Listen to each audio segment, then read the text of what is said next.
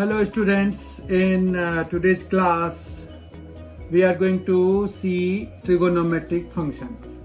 Actually हमने last session में देखा था कि जो एंगल है उसको हम कैसे मेजर करते हैं. आज के सेशन में हम जो है ट्रिगोनोमेट्रिक फंक्शंस देखने वाले हैं. तो ट्रिगोनोमेट्रिक फंक्शंस के लिए हमारे पास यहाँ पर अगर हम इसको अच्छी तरह से समझना चाहते हैं तो हम एक पहले कोऑर्डिनेट एक्सेस बना लेते हैं. ये एक्स एक्सिस है, ये वाई एक्सिस है.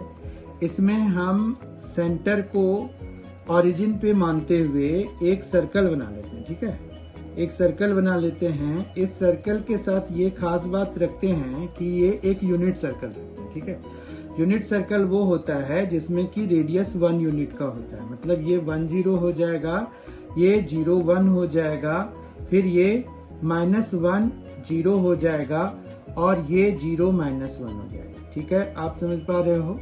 तो यहाँ पर यही है.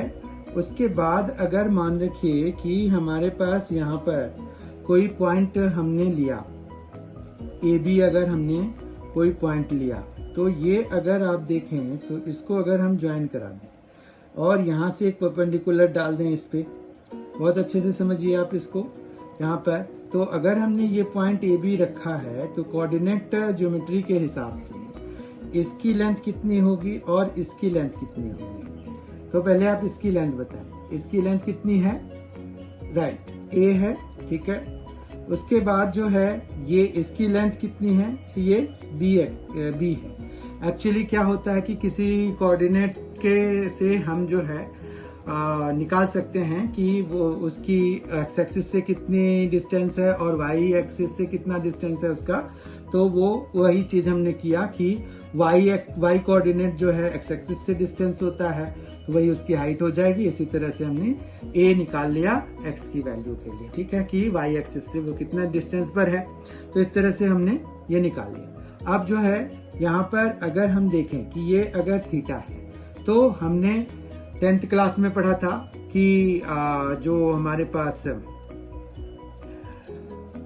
ये जो राइट एंगल ट्रायंगल होता है उसमें हमारे पास परपेंडिकुलर बाय हाइपोटेनियस, ये हाइपोटेनियस रिमेम्बर ये 1 यूनिट का है, तो ये 1 यूनिट यानी कि 1 इसकी लेंथ होगी.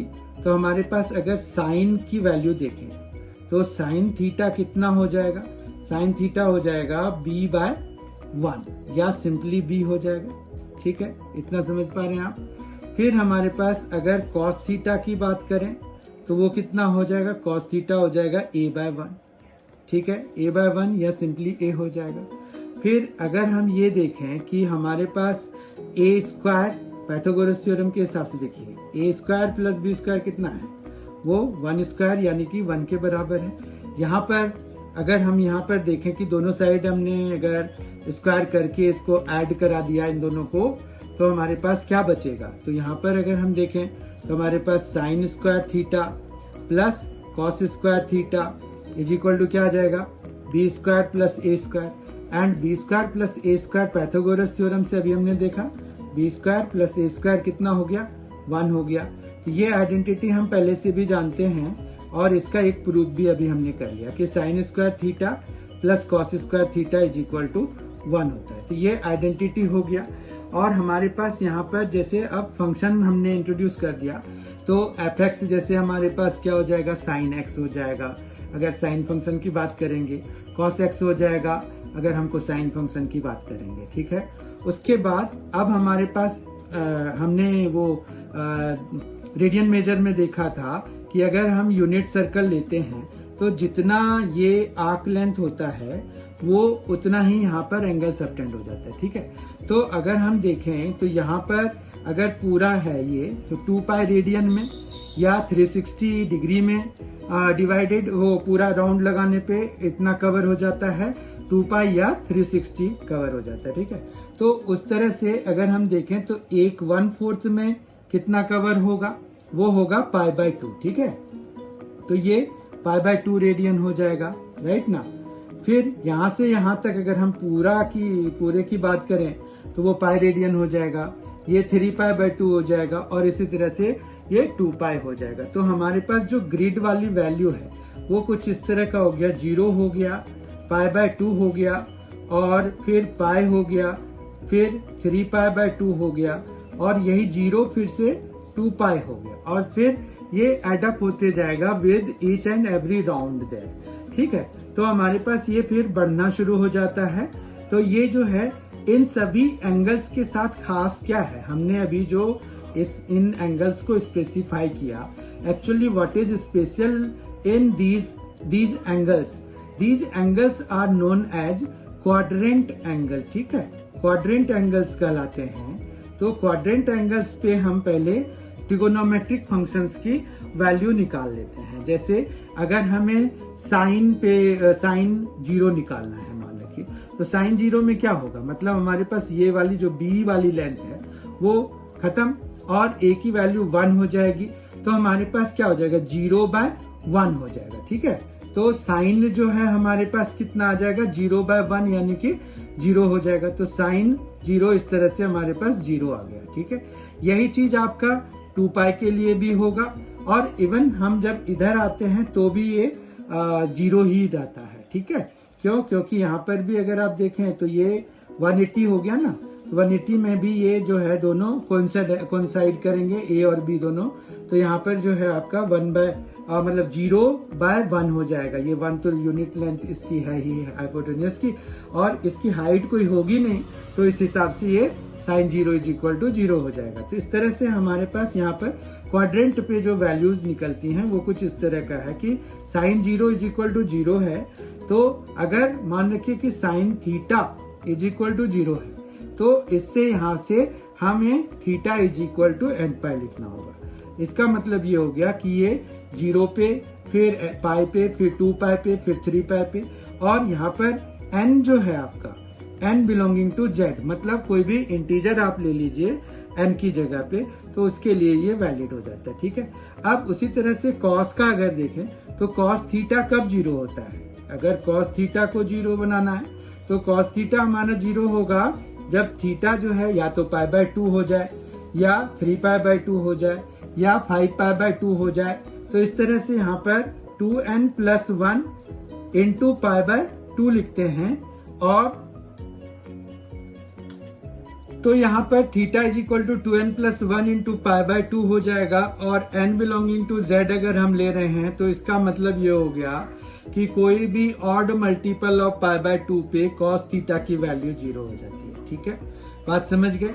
फिर क्वाड्रेंट पे हमें बाकी सब की भी वैल्यू निकल जाएगी। साइन 0 0 होता है, साइन पाई बाय 2 1 होता है। ठीक है, और फिर क्योंकि यहाँ पर ये वाली चीज रहेगी तो दिस बाय फिर जो हाइपोटेन्यूस है वो भी 1 है।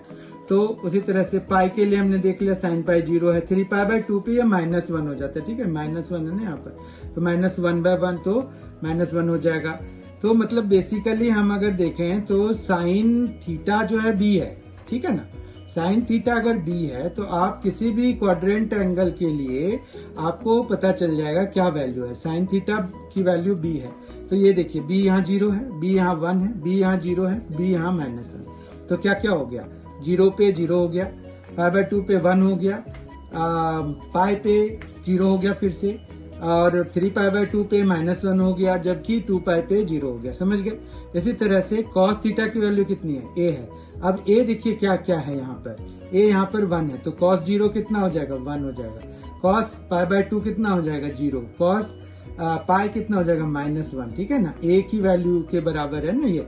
तो आप यहाँ से देख के पता कर सकते हैं क्वाड्रेंट एंगल पे साइन थीटा या कॉस थीटा की वैल्यू को। अब हम देखते हैं कि साइन ऑफ ट्रिगोनोमेट्रिक फंक्शंस हम कैसे डिसाइड करते हैं। तो यहाँ पर भी साइन भी डिसाइड करने के लिए हमें वही कुछ करना पड़ता है कि जैसे हमने एक यूनिट सर्कल बनाया था ना वहां पर, वैसे ही यहाँ पर भी एक यूनिट सर्कल हमने बना लिया। एक यूनिट सर्कल बना लिया, फिर जो है यूनिट सर्कल वो हो गया कि इस पर जो हमारे पास क्वाड्रेंट एंगल वाली जो वैल्यू होगी वो 1 0, फिर 0 1, फिर -1 0, और यहाँ पर 0 -1, ऐसे ही हो जाएगा। ठीक है, फिर हमारे पास अगर वही ए बी लेके हम चलते हैं यहाँ पर, तो हमारा जो साइन थीटा है वो क्या हो गया, sine theta is equal to B हो गया, जबकि cos theta is equal to A हो गया। ये 1 यूनिट का है, ठीक है, इतना समझ में आ गया है आपको। अब अगर हम देखें तो ये फर्स्ट क्वाड्रेंट में ये पॉइंट लाई कर रहा है, तो इसमें क्या होगा कि साइन और कॉस दोनों ही पॉजिटिव होंगे। यहाँ पर देखिए आप, दोनों ही पॉजिटिव होंगे, ठीक बात है। अब साइन भी पॉजिटिव है और कॉस भी पॉजिटिव है, तो यहाँ पर क्या हो जाएगा, ये ग्रेटर देन 0 है, ये भी ग्रेटर देन 0 है। और फिर हमें पता है कि tan जो होता है इन दोनों का कोशेंट होता है, ठीक है। तो इसका मतलब क्या हुआ कि tan थीटा भी पॉजिटिव होगा, tan थीटा भी ग्रेटर देन इक्वल टू 0 होगा। 0 सिर्फ इस ग्रिड वैल्यू पे होगा। तो यहाँ पर जो है इसका मतलब ये हो गया कि फर्स्ट क्वाड्रेंट में जो हमारा सारे ही ट्रिगोनोमेट्रिक रेशियोज, क्योंकि बाकी जो 3 होते हैं वो इनके रेसिप्रोकल्स होते हैं, और रेसिप्रोकल में साइन तो चेंज नहीं होता, तो साइन विल रिमेन सेम। यानी कि अगर ये तीनों पॉजिटिव हो गए तो वहां पर वो तीनों भी पॉजिटिव हो जाएंगे, इनके रेसिप्रोकल्स भी पॉजिटिव हो जाएंगे। मतलब कॉसेक थीटा, सेक थीटा और कॉट थीटा सारे पॉजिटिव हो जाएंगे। ये सेक थीटा, कॉसेक थीटा, ये कॉसेक थीटा, सेक थीटा और कॉट थीटा हमें कहाँ से पता है, तो ये हमने 10th क्लास में कर लिया था, ठीक है। तो हमारे पास ये हो गया। अब अगर सेकेंड क्वाड्रेंट पे कोई भी पॉइंट लेंगे तो वहां पर किस तरह का होगा, वहां पर हमारे पास -a और b के फॉर्म का होगा। तो -a, अब ये कॉस की वैल्यू है, यानी कि कॉस यहाँ पर क्या हो गया, कॉस थीटा जो है वो लेस देन 0 हो गया, लेस देन इक्वल टू 0 हो गया। अब जो है साइन थीटा लेकिन पॉजिटिव है, तो साइन थीटा जो है यहाँ ग्रेटर देन इक्वल टू 0 है। तो tan थीटा का क्या होगा फिर, तो tan थीटा भी नेगेटिव हो जाएगा, क्योंकि यहाँ पर अगर हम किसी पॉजिटिव नंबर को किसी नेगेटिव नंबर से डिवाइड कराएंगे तो वो लेस देन हो जाएगा, ठीक है। इक्वल टू 0 सिर्फ ग्रिड वैल्यू पे होंगी, तो मतलब अगर देखें तो हम इसको डायरेक्टली ये लिख सकते हैं कि सारे ट्रिगोनोमेट्रिक रेशियोज यहाँ पर पॉजिटिव होंगे, जबकि यहाँ पर साइन पॉजिटिव होगा और बाकी मतलब साइन और उसके रेसिप्रोकल मतलब कॉसेक, कोसिकेंट इस पे पॉजिटिव होगा। उसी तरह से अगर यहाँ देखें तो यहाँ पर a और b दोनों ही नेगेटिव हैं, a भी लेस देन 0 है, b भी लेस देन 0 है। तो यहाँ पर जो है आपका साइन कॉस दोनों ही नेगेटिव हो गए, जबकि tan जो है, अब चूंकि 2 नेगेटिव नंबर्स का कोशेंट जो है वो पॉजिटिव हो जाएगा, तो यहाँ पर tan थीटा जो है वो ग्रेटर देन 0 हो जाएगा, ग्रेटर देन इक्वल टू 0 हो जाएगा, समझ रहे हैं आप। तो यहाँ पर जब ये ग्रेटर देन इक्वल टू 0 हो गया तो कॉट भी हमारा ग्रेटर देन इक्वल टू 0 हो जाएगा। मतलब tan और कॉट दोनों ही पॉजिटिव होते हैं यहाँ पर, ठीक है। उसके बाद जो हमारे पास है फोर्थ क्वाड्रेंट में हमारे पास ए बी की बात करें तो यहाँ पर क्या है, a ग्रेटर देन 0 है जबकि b लेस देन 0 है। इसका मतलब क्या हुआ कि हमारे पास जो कॉस थीटा है ये पॉजिटिव होगा और साइन थीटा नेगेटिव होगा। तो लेकिन tan थीटा तो फिर भी नेगेटिव ही होगा, समझ रहे हैं आप। तो यहाँ पर कॉस थीटा जो है वो ग्रेटर देन 0 है और इक्वल टू भी ले लेते हैं, और साइन थीटा यहाँ पर लेस देन इक्वल टू 0 है, तो यहाँ पर tan थीटा भी लेस देन इक्वल टू 0 हो जाएगा। तो इस तरह से अगर हम देखें तो ऑल साइन tan कॉस हो गया, ठीक है। तो इसी को अगर हम ऑल साइन tan और कॉस, तो आफ्टर स्कूल टू कॉलेज से याद रख सकते हैं। आफ्टर स्कूल टू कॉलेज से हम इसको याद रख सकते हैं, साइन कन्वेंशन को, आफ्टर स्कूल टू कॉलेज, ठीक है। ये समझ में आ गया होगा, ये याद रखना भी बहुत ही आसान है। आफ्टर स्कूल टू कॉलेज से हम इसको याद रख सकते हैं। तो यहाँ पर यही चीज है कि 0 से लेके π/2 तक, ये 0 है, ये π/2 है, ठीक है। ये 0 है, ये π/2 है, ये आपका पाई है, फिर ये आपका 3π/2 है, ठीक है। तो इस तरह से हमारे पास जो है, और फिर ये 0 2π भी बन जाता है। तो इस तरह से अगर हम देखें तो 0 2π हो गया, यहाँ पर क्या हो जाएगा, फिर ये 5π/2 हो जाएगा, ये चलता रहता है, ठीक है। ये 3π हो जाएगा, ये फिर 7π/2 हो जाएगा और ये फिर 4π हो जाएगा, ठीक है। तो ये समझ में आ गया? ये सर्कुलर फंक्शन है, ये अपनी वैल्यूज को रिपीट करते रहते हैं। और नेगेटिव मेजरमेंट अगर हो तो माइनस में भी यही बात होगी। नेगेटिव एंगल क्या होते हैं? अगर हम क्लॉकवाइज एंगल मेजर कर रहे होते हैं तो वो माइनस थीटा मतलब नेगेटिव मेजरमेंट होता है। तो नेगेटिव मेजरमेंट के साथ भी हमारे पास ऐसी ही बात होगी। तो कहने का ये है कि फर्स्ट क्वाड्रेंट में हमारा सारे ट्रिगोनोमेट्रिक रेशियो पॉजिटिव होते हैं। सेकंड में हमारे पास साइन पॉजिटिव होता है, बाकी सारे नेगेटिव होते हैं। यहाँ थर्ड में टैन पॉजिटिव होता है और कॉट भी पॉजिटिव हो जाएगा, टैन अगर पॉजिटिव हुआ। जैसे सेकंड में साइन पॉजिटिव है तो कोसिकेंट भी पॉजिटिव होगा। यहाँ पर टैन और कॉट पॉजिटिव होंगे, बाकी सारे नेगेटिव होंगे। यहाँ कॉस और सेक पॉजिटिव होगा फोर्थ क्वाड्रेंट में, सेक और कॉस पॉजिटिव होंगे, बाकी सारे नेगेटिव होंगे। ठीक है, इस तरह से ये साइन कन्वेंशन है। बाकी जो चेंज होगा जो रेशियो वो तो आपको पता ही है। जब भी वर्टिकल लाइन से हम प्लस या माइनस कराते हैं, वर्टिकल लाइन कौन सा होगा? जो जिसमें कि odd multiple of pi by 2 हो। तो अगर हम odd multiple of pi by 2 के साथ में प्लस या माइनस कराएंगे कोई भी चीज तो रेशियो हमारा चेंज हो जाएगा। जबकि अगर हमारे पास इवन ये जो even multiple of pi by 2 even multiple of pi by 2 है, ध्यान दीजिए। यहाँ पर even multiple of pi by 2 जो है इसी पे आएगा ना, क्योंकि ये देखिए ये 2 पाई बाय 2 के बराबर है, ये जो है आपका 6 पाई बाय 2 के बराबर है। जबकि ये कितना है? ये तो जीरो, तो खैर वो जीरो ही है। जबकि ये 2 पाई को हम क्या लिख सकते हैं? 4 इंटू पाई बाय 2, तो कितना मतलब 4 पाई बाय 2 हुआ, यानी कि even multiple of pi by 2 हुआ। ठीक है, तो आपको जब even multiple of pi by 2 होता है तो वहां पर रेशियो रिमेन सेम, मतलब साइन जैसे पाई प्लस थीटा है तो साइन सेम रह जाएगा, साइन ही रह जाएगा। Sine pi by 2 plus theta है तो वो कॉस में चेंज हो जाएगा। ठीक है, बाकी जो उसकी साइन होगी, मतलब उसके सामने में हमें माइनस लेना है या प्लस लेना है, that will depend upon this. ठीक है, ये वाले फिगर पे वो डिपेंड करेगा। बाकी हमें जब हॉरिजॉन्टल लाइन वाले एंगल होंगे उनके साथ अगर प्लस माइनस में थीटा हो रहा होगा तो रेशियो विल रिमेन सेम।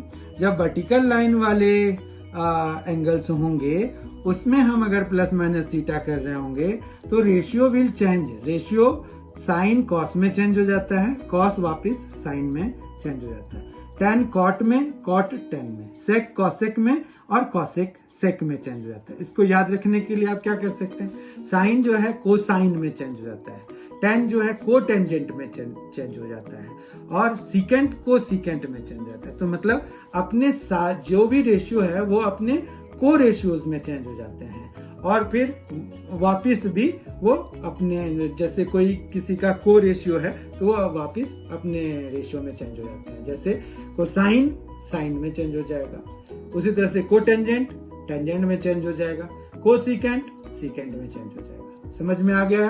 तो आई होप कि आपको ये सारी चीजें समझ में आ गई होंगी। To make things clear, let us solve some questions.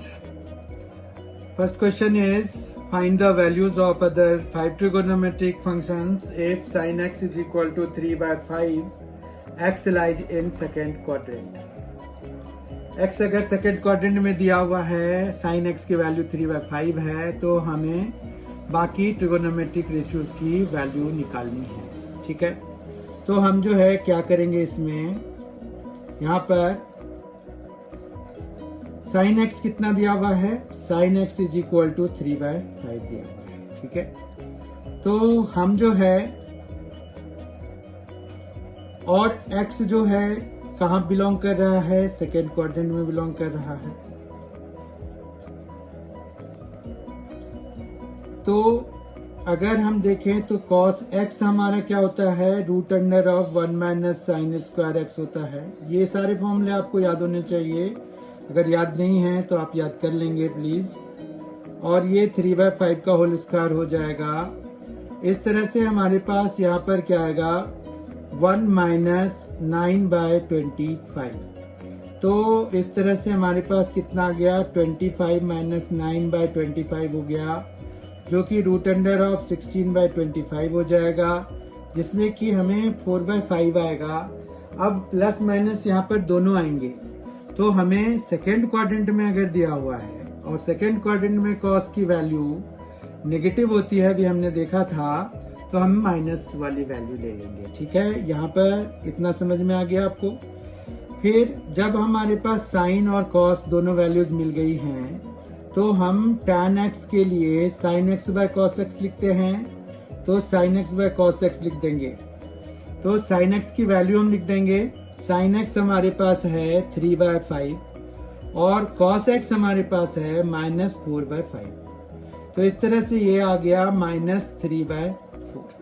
ठीक है, तो tan x हमारा -3/4 हो जाएगा।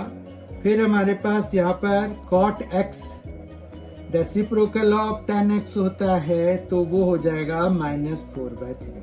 ठीक है, फिर हमारे पास sec x जो है वो 1/cos x के बराबर होता है, तो ये आ जाएगा 1/-4/5 जो कि आ जाएगा -5/4। ठीक है, फिर हम अगर cosec की बात करें तो cosec x हमारे पास हो जाएगा 1/sin x और 1/sin x जो है वो हो जाएगा 1/3/5, तो ये आ जाएगा 5/3। तो इस तरह से हमने बाकी 5 ट्रिगोनोमेट्रिक रेशियो जो थे उनकी वैल्यूज हमने निकाल ली। ठीक है, इतना समझ में आ गया आपको कि अगर कोई ट्रिगोनोमेट्रिक रेशियो दिया हुआ है और उसका जो वो एंगल है वो दिया हुआ है कि कौन से क्वाड्रेंट में लाई कर रहा है, तो हम बाकी सारे ट्रिगोनोमेट्रिक रेशियोज निकाल सकते हैं। ठीक है, एक दूसरा आसान सा तरीका भी है इसको करने का, जहां पर कि आपको कोई फॉर्मूले की जरूरत नहीं होगी। वो है कि अगर आप एक ट्रायंगल बना लीजिए और ये वाली एंगल जो है इसको x ले लिया जैसे हमने, तो यहाँ पर ABC है। ठीक है, अब ये sin x आपको कितना, ये तो हो गया, चलिए हमारा ये दूसरा तरीका हम देख रहे हैं, उसको अल्टायर बोलते हैं उसको। ठीक है, तो अलाइटर बोलते हैं इसको। ठीक है, तो अलाइटर हम कर रहे हैं, alternate way of doing the things. तो यहाँ पर एक ट्रायंगल बना लिया, एक्स एंगल ले लिया। अब यहाँ पर क्या होता है, साइन एक्स अगर हमें क्या दिया हुआ है 3/5 दिया हुआ है, तो इसका मतलब है कि परपेंडिकुलर इसका कितना है 3k है। तो अभी हम 3 ले लेते हैं, कोई बात नहीं, वो बाद में k कैंसिल ही हो जाता है, वो हमने 10th क्लास में भी देखा था। और ये 5 हो जाता है। ठीक है, तो हम 3 और 5 को यूज करके इसको 4 लिख सकते हैं पाइथागोरस थ्योरम से। 5 स्क्वायर माइनस 3 स्क्वायर, तो हो गया 25 माइनस 9 तो 16, तो ये 4 हो जाएगा क्योंकि लेंथ नेगेटिव नहीं हो सकता है। अब यहाँ से आप सीधा सीधा लेना शुरू कीजिए वैल्यूज। तो cos x जो है हमारे पास बेस बाय हाइपोटेन्यूज, तो 4/5 हो जाएगा। अब यहाँ पर रही बात की how will we decide the sign, तो साइन के लिए उन्होंने दिया हुआ ही होता है कि x किस क्वाड्रेंट में लाई कर रहा है।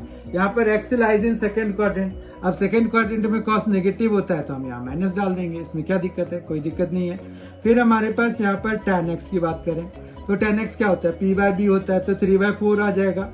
फिर से सेकंड क्वाड्रेंट में tan हमें पता है कि माइनस होता है, तो हम माइनस डाल देंगे। ठीक है, फिर हमारे पास साइन का जो रेसिप्रोकल होता है वो cosec x होता है, तो ये 5/3 आ जाएगा। ठीक, उसके बाद जो है हम अगर sec x की बात करें तो sec x is reciprocal of cos x, तो ये हमारे पास -5/4 हो जाएगा। और cot x is reciprocal of tan x, तो ये हो जाएगा -4/3। समझ में आ गई बात। तो इस तरह से हमें ये अलाइटर है, मतलब दूसरा तरीका है इसको करने का, ये तरीका भी आप लगा सकते हैं, या फिर जो हमने प्रीवियसली डिस्कस करा है वो भी फॉर्मूला लगा सकते हैं। फॉर्मूला लगा के उसमें करना पड़ता है, याद रखना पड़ता है चीजों को। इसमें याद रखने की जरूरत नहीं है, आपको सिर्फ साइन कन्वेंशन याद रखना होगा कि भाई साइन ऑफ ट्रिगोनोमेट्रिक फंक्शंस कौन कौन से क्वाड्रेंट में कैसा होता है। आज का सेकंड क्वेश्चन है, find the value of cosec -1 1410 degree. अब हमें मतलब -1410 डिग्री कॉसेक के लिए वैल्यू निकालनी है। तो हमें ये पता है कि जो जैसे साइन माइनस एक्स जो है वो क्या होता है, माइनस साइन एक्स के बराबर, ठीक है। कॉस माइनस एक्स जो है, कॉस माइनस एक्स जो है वो कॉस एक्स के बराबर होता है। ये आपको ध्यान रखना है, ठीक है। इसी तरह से अगर हम tan माइनस एक्स की बात करेंगे तो ये -tan x हो जाएगा। फिर सेक के लिए करें तो वो sec minus x is sec x only, क्योंकि वो कॉस का रेसिप्रोकल होता है। tan कॉट के लिए भी माइनस में माइनस आएगा, ठीक है। तो इतना समझ में आ गया। अब इसी चीज को यूज कर लेते हैं हम यहाँ पर कि कॉसेक अगर हमें दिया हुआ है -1410 डिग्री, तो हम इसमें से पहले माइनस निकाल लेते हैं। तो ये माइनस कॉसेक 141 डिग्री ले लेंगे, ठीक है। अब हमारे पास यहाँ पर 1410 डिग्री है। तो अब इसके पास हम इसको ब्रेक करने की कोशिश करते हैं। 360 की टर्म में पहले हम करने की कोशिश करते हैं, या 90 की टर्म में भी कर सकते हैं। तो 90 से अगर हम 1410 को डिवाइड करेंगे तो हमें कितना मिलेगा, ये 90 से वो हो जाएगा, तो यहाँ पर कितना आ जाएगा, 51 आ जाएगा, ठीक है। तो ये 0 हो गया, तो यहाँ पर 9 5 हो गया, तो ये कितना आ गया, 450 हो गया। समझ रहे हैं बात आप। 90 से डिवाइड करा दिया किसको, 1410 को, जो जिसकी वैल्यू हमें निकालनी थी, ठीक है। तो ये 510 और ये 9 5 45, तो 450 हो जाएगा 90 into 5। और फिर यहाँ से अगर हम देखें तो ये 60 आ गया, ठीक है। तो हम इसको क्या लिख सकते हैं, मतलब हम लिख सकते हैं 15 into 90, 15 into 90, और फिर प्लस रिमाइंडर, रिमाइंडर हमारा कितना है, मतलब डिवाइजर इंटू कोशेंट, और प्लस रिमाइंडर हम लिख सकते हैं इसको, ठीक है बात। तो हमारे पास ये आ गया। अब यहाँ पर ये जो 90 है वो किसका, मतलब हमारे पास यहाँ पर ऑड मल्टीपल ऑफ 90 है। तो हमने अभी डिस्कस करा था कि जब ऑड मल्टीपल ऑफ 90 डिग्री हो या π/2 हो, 90 डिग्री इज इक्विवेलेंट टू π/2, तो हमारे पास क्या होता है, रेशियो चेंज हो जाता है। रेशियो चेंज हो जाएगा, कॉसेक किस में चेंज हो जाएगा, सेक में चेंज हो जाएगा, ठीक है। तो सेक में चेंज हो गया। उसके बाद हमें साइन कन्वेंशन के हिसाब से भी देखना पड़ेगा कि कहाँ पर हम ये 15th बारी जो है ये 19 कैसे आएगा। तो ये 4 है, तो ये 8 पे आएगा, फिर ये 12 पे आएगा। ये कैसे हो रहा है पता है, यहाँ पर जैसे 1 2 3 4 5, मतलब 1 बारी 90 यहाँ पर हो गया, 2 3 4, ठीक है। 4th टाइम में यहाँ पर आया, फिर 8th टाइम में आएगा, फिर 12th टाइम में आएगा, फिर 12 हो गया, 13 14 15, मतलब हम यहाँ पर हैं और उसमें हम कुछ प्लस कर रहे हैं। तो मतलब हम क्या कर रहे हैं, हम 4th क्वाड्रेंट में जा रहे हैं, ठीक है ना। तो 4th क्वाड्रेंट में जो है हमारा कॉसेक का साइन क्या होता है, नेगेटिव होता है। तो इसलिए ये क्या हो जाएगा, पॉजिटिव हो जाएगा। समझ में आ गई बात, बहुत अच्छे से समझ लीजिए इसको, ठीक है। तो और ये थीटा एज इट इज आ जाता है हमारे पास, यहाँ पर कहीं कोई दिक्कत नहीं होती। अब सेक 60 डिग्री की वैल्यू हमें लिखनी पड़ेगी। तो सेक 60 degree 1/cos 60 degree, cos 60 is 1/2, तो देयरफॉर सेक 60 जो है हमारा 2 हो जाएगा, ठीक है। तो ये इस तरह से इस वाले क्वेश्चन का आंसर हमारा 2 आ जाएगा। Okay, let us see third and the last question of this session. यहाँ पर हमें क्या करना है, find the value of tan 19 π/3 निकालना है। तो उसके लिए हम क्या करेंगे, मान रखिए कि हमने let y is equal to tan 19 π/3 कर लिया, ठीक है। अब 19 π/3 को हम और क्या लिख सकते हैं, अगर हम इसको डिवाइड करके देखें तो 6 टाइम्स में तो ये जा ही रहा है, तो 6 पाई तो हमारे पास आएगा ही, 6 पाई प्लस π/3। अब 6 पाई के लिए अगर हम देखें तो हमारे पास यहाँ पर 0 है, ये पाई है, फिर ये 2 पाई, ये 3 पाई, ये 4 पाई, ये 5 पाई, ये 6 पाई। तो यहाँ पर 6 पाई यहाँ पर आ रहा है, ठीक है। अब उसमें अगर हम कुछ प्लस कराएंगे तो हम किस में जा रहे हैं, फर्स्ट क्वाड्रेंट में जा रहे हैं। समझ में आ रही है बात। और फर्स्ट क्वाड्रेंट में सारे ही रेशियो पॉजिटिव होते हैं। उससे पहले हमें क्या देखना है कि रेशियो चेंज होगा कि नहीं होगा। तो रेशियो चेंज नहीं होगा क्योंकि हॉरिजॉन्टल लाइन से हम डील कर रहे हैं, ठीक है ना। हॉरिजॉन्टल लाइन की वैल्यू है ना 6 पाई, तो हमारे पास tan will remain 10 and it will be pi by 3। अब 10 पाई बाय 3 की वैल्यू की बात करें अगर, तो 10 पाई बाय 3 हमें पता है क्या होता है, √3 के बराबर। तो इस तरह से हमें क्या वैल्यू मिल गई इसकी, 19 पाई बाय 3 की वैल्यू √3 आ गई। यही हमारा आंसर हो गया। I hope you have enjoyed this session. Thank you so much for being with us.